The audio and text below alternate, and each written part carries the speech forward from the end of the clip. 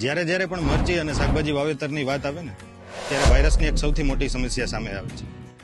આની અને શેર બજારની બંનેની એક જ કહાની છે, કાં તો પૈસા કમાવે અને કાં તો પૈસા ગુમાવે. શેર બજારમાં તો લોકોને પૂર્ણ નોલેજ ના હોવાથી પૈસા ગુમાવવા પડે છે, પરંતુ જો ખેડૂત લોકોને આમાં પૂરેપૂરું નોલેજ મળે તો એ વાયરસ સામે રક્ષણ મેળવી શકે છે.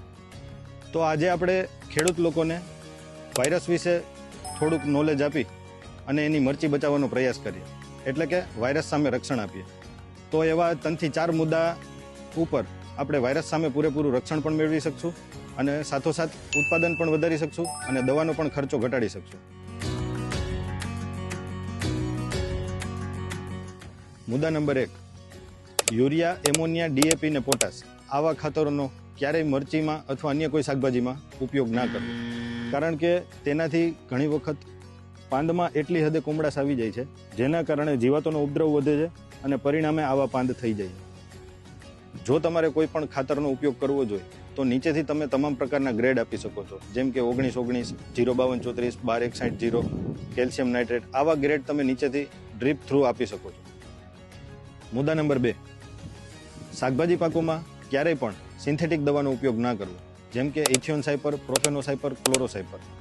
આવી દવા જ્યારે પણ તમે ઉપયોગ કરો છો ત્યારે જીવાત તો સાફ થઈ જાય છે, પરંતુ જ્યારે ટેમ્પરેચર વધે છે ત્યારે પાંદમાં ખૂબ જ જાતનું નુકસાન કરે છે. એટલે માટે સિન્થેટિક દવાનો ઉપયોગ ના કરવો.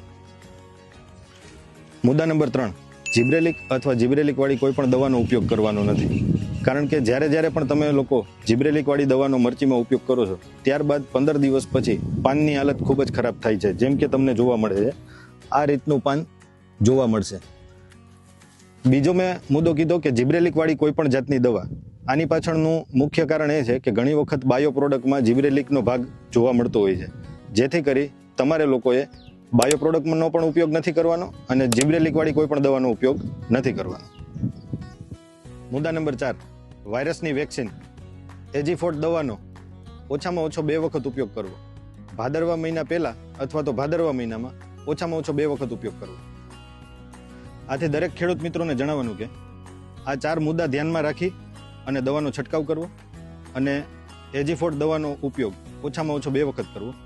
તમે સંપૂર્ણપણે વાયરસ ઉપર તો કંટ્રોલ મેળવી શકશો, પરંતુ સાથોસાથ દવાનો ખર્ચો પણ ઘટશે, બ્લેક થ્રિપ્સ પણ ઘટશે અને સાથોસાથ ઉત્પાદન પણ વધશે. અસ્તુ. જય હિન્દ, જય ભારત.